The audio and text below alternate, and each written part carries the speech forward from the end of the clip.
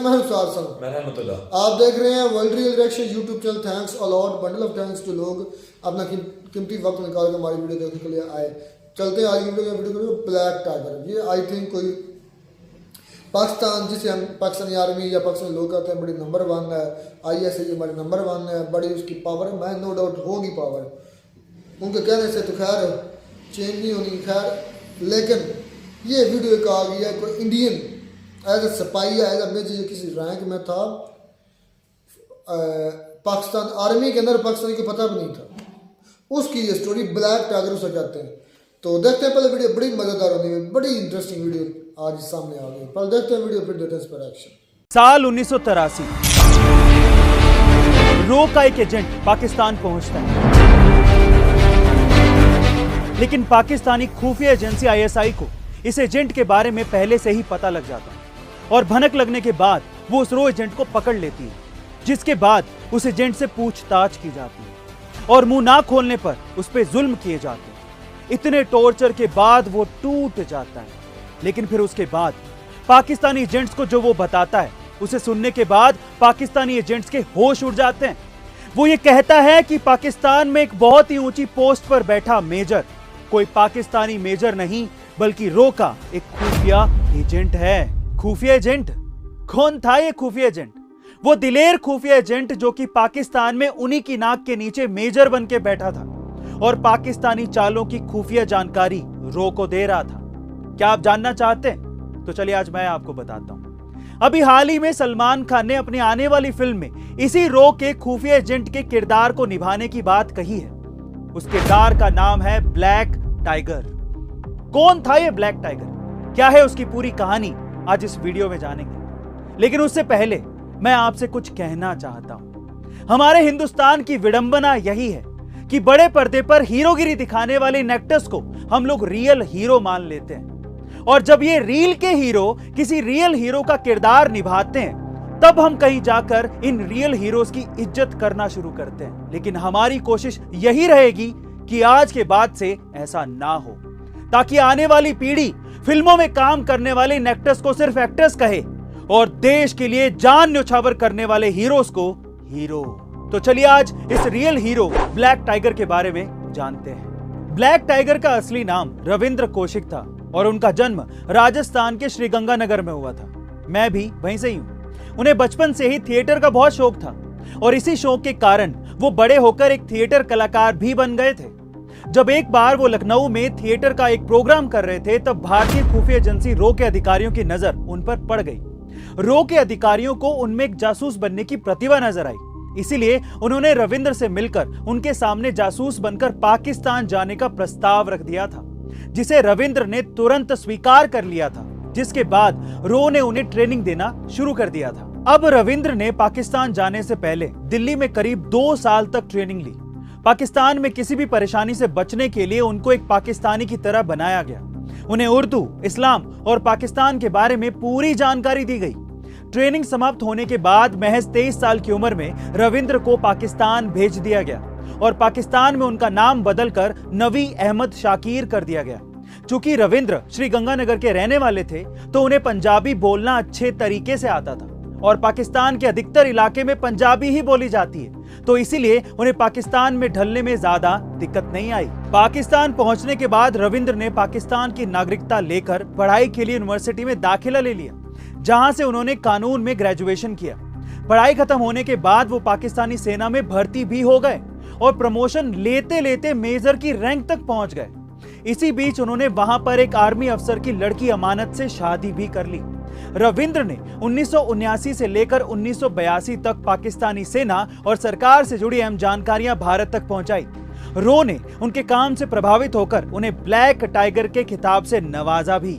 जहां एक ओर उनके लिए सब कुछ अच्छा चल रहा था, वहीं दूसरी ओर एक बुरा वक्त उनका इंतजार कर रहा था, और वो था 1983 का साल, जो ब्लैक टाइगर के लिए मनहूस साबित हुआ।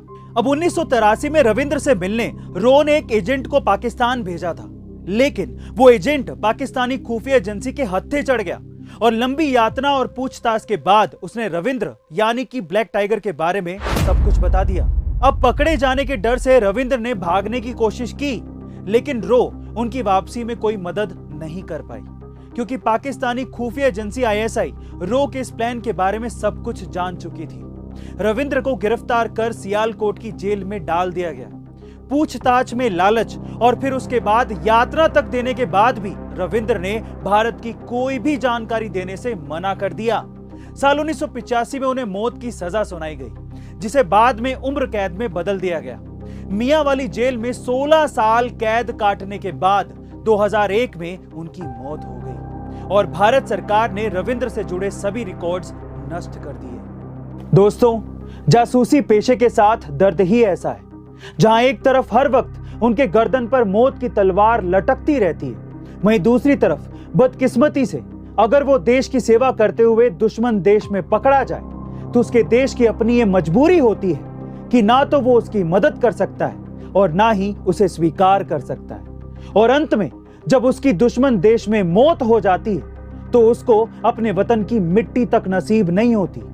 लेकिन इन्हीं शहीदों की गुमनाम शहादत देश को बचाए हुए है और इन्हीं शहीदों के दम पर आज हम खुली हवा में सांस ले पा रहे हैं। पर ये गुमनाम बलिदानी भी ये जानते हैं कि देश के लिए कुर्बानी देनी कितनी जरूरी है, क्योंकि ये देश है तो हम हैं। अब आप सलमान खान की इस आने वाली फिल्म को देखते हुए ये जरूर सोचेगा कि कौन है असली ब्लैक टाइगर, और जब आप सलमान खान से ऊपर उठकर उस जाबाज रविंद्र के बारे में सोचने लगेंगे तो हम ये सोच लेंगे कि हमारी मुहिम कामयाब हुई। तो अब ये जरूर याद रखिएगा कि ब्लैक टाइगर कोई सलमान खान की आने वाली फिल्म नहीं है, बल्कि रविंद्र कौशिक के बलिदान का वीर चक्र है। अंत में जाते जाते सिर्फ इतना ही कहना चाहूंगा, वो कुर्बानी भले ही गुमनाम थी, पर देश की आजादी की नींव में तुम्हारा नाम हमेशा हमेशा के लिए चमकता रहेगा। The black tiger, Ravindra Kaushik. तो जी वीडियो खत्म हुई और किधर गई आईएसआई नंबर 1। एक बंदा इंडिया से उठकर पाकिस्तान में बसता है, आकर ट्रेनिंग लेता है, सारा कुछ करता है, उधर लॉ पास करता है। लॉ पास करने के बाद तरक्की करता करता करता मेजर के रैंक तक चला जाता है और पाकिस्तानी इदारों को पता भी नहीं चलता। कितना सिक्योरिटी ब्रीच, बहुत। अब सोचे उसने कितने कितने जो राज हैं वो इंडिया को दिए हुए, कितने कितने सोचो यार। देख, मैं तो हैरान, इंडिया तो फिर पाकिस्तान के रग रग से वाकिफ हो गया होगा यार। मेरे ही ना यकीन नहीं हो रहा ना, यकीन नहीं हो रहा, ये बात को हजम नहीं हो रही यार कि इस तरह फकी लो, हाजमुल्ला लो, नहीं हाजमुल्ला वो इंडियन के पास है, तुम्हारे वाला हाजमुल्ला नहीं, पाकिस्तान वाला हाजमुल्ला नहीं। ये मेरे पास भाई थोड़ा सा पड़ा हुआ था, मैं पहले भी खा रहा था। यकीन करे जो है ना, वाकई मुझे यार ये ना एक बात कहने मानने में नहीं आ रही। अब इंडिया से आकर किस तरह एडजस्ट होकर यार मेजर रैंक तक जा सकते। एक चीज ये वो बता रहे थे कि वो गुजरात में पैदा, किस सन में पैदा हुआ? 1980 में के 82 किधर पैदा नहीं हुआ, 1979 से तो 1982-3 तक तो वो इंडिया पाकिस्तान के अंदर एज अ सिपाही, यानी कि पाकिस्तान के अंदर मेजर के तौर पर काम कर रहा है, ठीक है ना। तो इससे पहले वो आया था, आकर उसने इधर सारा कुछ लॉ की डिग्री की, फिर पाकिस्तान आर्मी में मतलब कि ये ज्वाइनिंग की, ज्वाइन करने के बाद तरक्की करता रहा, तरक्की करने के बाद आज नहीं है इस दुनिया में। 2001 अपने वतन के लिए देखें कि उसने कितनी बड़ी कुर्बानी दी। अच्छा, जो फौजी होते हैं ना, फनकार था ना भाई, हाँ ये बात भी है, थिएटर में काम करने वाला था, वो अपने रूप धार सकता था, बदल सकता था, अपने रूप को चेंज कर सकता था। हाँ उसको पता था। अच्छा देखेंगे तो आप किधर की है नंबर 1? यार पता नहीं कहाँ पर। मैं तो ऐसे कहता था, मैं तो नारेबाजी भी करता था, नंबर 1 पाकिस्तान एजेंसी ISI। आज भी गूगल कर लो ना, पाकिस्तान की IS एजेंसी टॉप 10 में भी नहीं है। 10 में मुझे तो लगता है 50 में भी नहीं आएगी। नहीं, मैंने एक मैं तो आखिर थी, शायद उसका रैंकिंग गलत हो गई हो, लेकिन मुझे लगता है टॉप 10 में भी ISI नहीं है भाई। गलती नहीं होगी, ये सच होगा। अभी चेक कर लेते हैं। मैं आई थिंक नंबर 1 पर CIA है या मोसाद है। CIA होगी इसने, CIA CIA बड़ी तकड़ी है, हाँ। बाकी कंट्री की भी बड़ी है नहीं, वैसे ही मतलब वो खुद ही कर देते हैं। उनसे कितनी यार गलतियां हुई हैं उनसे भी। कौन सी गलती? मतलब देखे जो वर्ल्ड ट्रेड सेंटर का जो इतना बड़ा जो वाकया था, सानिया हुआ था, वो देख उस वक्त सोई हुई थी क्या? उसके अलावा ये जो अभी जो हमास में जो ये हमास मतलब कि इजराइल का जो मसला है, 5000 जो रॉकेट हैं उसके बारे में उनको पता ही नहीं था। CIA को नंबर 1 पर है, ये तो हमें पता है कि जो उनसे जॉर्ज है, और उसके अलावा कितने एक वीडियो थी मुझसे मिस हो गई इंडिया की रॉ के बारे में। वो कहा जा रहा है कि इंडिया की रॉ जो है ना वो दुनिया की पावरफुल बनने जा रही है। ये स्टडी आई के पास में वीडियो थी, लेकिन मसला ये था वो लाइव थी, मुझसे डाउनलोड नहीं हो सकी, तो उस पर रिएक्शन करना था। वो कह रहा है कि वो CIA और मुसाद को टक्कर देने वाली है, मतलब कि क्योंकि वो, मैं अक्सर बात करता हूँ, इंडिया बहुत रिच है। रिच किस लिए बोलता हूँ, उनके अंदर हर किस्म के लोग, हर किस्म की कंट्रीज आती हैं, उनके अंदर मुसाद के अंदर लोग आते हैं, काम करते हैं ना, आते जाते रहते हैं, ट्रेनिंग देते रहते हैं एक दूसरे को, ठीक है। CIA के उनके तल्लुकात, ये फायदा होता है तल्लुकात अच्छे होने का। पाकिस्तान बिगाड़े ना करे, पाकिस्तान के तो भाई किसी के साथ मुसाद के बड़े भी यार, जो चाहे वो हमारा दुश्मन है हम उनको नहीं तस्लीम करते, चाहे वो हमारा मुखालिफ है हम उनको तस्लीम नहीं करते, लेकिन उसके कारनामे बड़े। उन्होंने फखरीजादे को मारा पिन पॉइंट, सिर्फ फखरीजादे को पिन पॉइंट। मैं कहता हूँ इतनी एक्यूरेसी तो शायद ही किसी की हो, CIA की भी नहीं होगी। उसके बाद उन्होंने वो कासिम सुलेमानी को मारा पिन पॉइंट।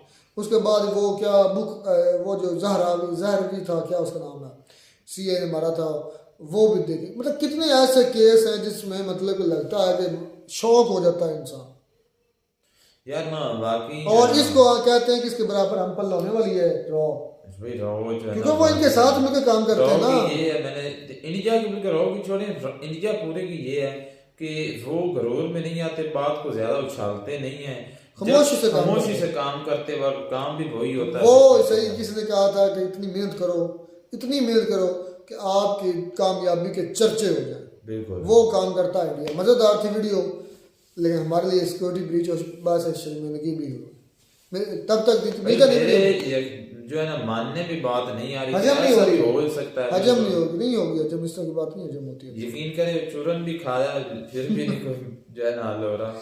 मिलता नहीं वीडियो में, तब तक दीजिए इजाजत, अल्लाह हाफिज।